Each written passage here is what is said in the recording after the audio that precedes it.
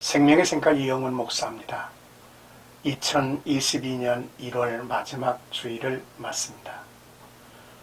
이날 신령과 진정으로 예배하는 하나님의 백성들이 전국에 흩어져 있는 교회마다 가득가득 채워져서 하나님께 영광을 돌리는 복된 하루가 이 땅에 펼쳐지기를 소망합니다. 우리는 다니엘서를 묵상해왔죠. 오늘은 30번째 시간으로 8장 9절에서 14절까지 작은 뿔 환상이라는 주제입니다. 숫염소의 큰 뿔이 꺾이고 4뿔이 난 후에 그 중에 한 뿔에서 또 작은 뿔이 등장하죠. 그 중 한 뿔에서 또 작은 뿔 하나가 나서 남편과 동편과 또 영화로운 땅을 향하여 심히 커지더니 라고 기록되어 있습니다. 숫염소는 알렉산더의 그리스 제국이 한창 강성할 때 그 뿔이 꺾이죠. 그리고 거기에서 4뿔이 등장을 하는데요. 이는 알렉산더 대왕이 죽은 후에 4나라로 쪼개어져서 이제 통치가 된다는 내용입니다. 첫째는 북부 시리아와 메소포타미아를 다스리는 셀레우쿠스 왕조, 그리고 둘째로 팔레스타인과 애굽을 다스리는 프톨레미 왕조, 셋째로 그리스 마게도니아를 다스리는 카산도 왕조, 넷째로 소아시아를 다스리는 리시바쿠스 왕으로 나눠서 4뿔 시대가 되었습니다.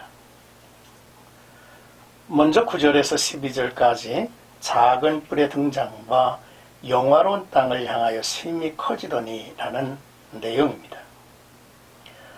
4뿔 중에서 작은 뿔 하나가 영화로운 땅을 향하여 심히 커졌다. 이 작은 뿔이라는 표현은 세력이 크지 않았다는 것을 말하죠. 처음 이 뿔이 나올 때는 큰 세력이 될 것이라고 생각지 못했다는 것입니다. 그런데 이 작은 뿔이 엄청난 세력으로 성장해서 영화로운 땅을 향해 세력을 확장합니다. 영화로운 땅은 예루살렘을 의미하죠. 이스라엘은 주전 323년 알렉산더 왕이 죽고 셀레우쿠스 통치 아래에 있다가 22년 후에 주전 301년 애굽의 프톨레미의 통치를 받습니다. 애굽의 통치를 받는 103년 동안 비교적 평온하게 보냈습니다. 주전 198년 시리아의 셀레우코스 왕조 8대 안디오쿠스 4세 에피파네스의 통치하로 넘어가죠. 바로 작은 뿔의 시대에 저들은 이제 다다른 것입니다. 강력하게 성장한 작은 뿔은 그리스도의 문화를 강요하였고 이스라엘이 완강하게 거부하자 예루살렘을 점령하고 성전에 제우스 신상을 세우고 성전에서 제우스 신에게 제사를 드리는 망령된 일을 행하였습니다. 심지어 성전에서 돼지를 잡아 그 피를 뿌리고 하나님께 제사를 드리는 것을 금지하였으며 유대인들을 핍박했습니다. 매일 드리는 제사를 없애버렸죠. 진리를 땅에 던졌다라고 구체적으로 예언하고 있습니다. 이들의 만행에 맞서 주전 167년 이스라엘의 제사장 마따디아의 5 아들이 중심이 되어서 반란을 일으키죠. 그리고 예루살렘을 탈환하고 성전을 회복하고 깨끗하게 합니다. 이스라엘은 지금까지 이 날을 기념하여 수전절이라고 하는 기념의 날로 지킵니다. 마카비 혁명으로 불리고 로마에 망한 주전 63년까지 약 104년 동안 독립을 얻게 되는데 이 시대를 하스모니안 시대라고 부르죠. 이 하스모니안 시대는 신약 구약의 중간사에 이제 끼어 있는 역사입니다. 이제 13절에서 14절까지는 성소와 백성이 내준바되어 짓밟힌다는 내용입니다. 시리아의 에피파네스 왕의 잔혹한 예루살렘 침공으로 당시 하나님의 자녀들이 겪은 고통이 엄청났죠. 그래서 하나님의 백성들이 하나님께 묻습니다. 도대체 언제까지니까? 그때 하나님께서 이렇게 말씀하셨죠. 2300주야까지니라고 하셨습니다. 안디오코스 4세 에피파니우스가 예루살렘을 점령하고 만행을 부른 기간을 말하고, 또 말세 7년 대환란기 중 3년 반 하나님의 교회가 적그리스도에게 짓밟힘을 당할 어려움을 계시하는 내용이기도 하죠. 그러므로 우리는 이 말씀을 묵상하면서 성도들은 미리 알고 이 말세를 준비해야 한다는 교훈을 받습니다.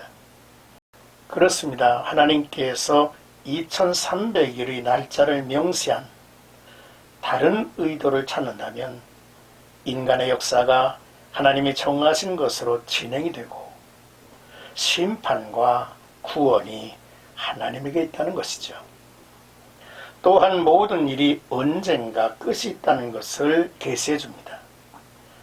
바벨론 제국의 압제도 끝이 있었고, 메데파사의 압제도 끝이 있었고, 헬라의 알렉산더 제국도 끝이 났습니다.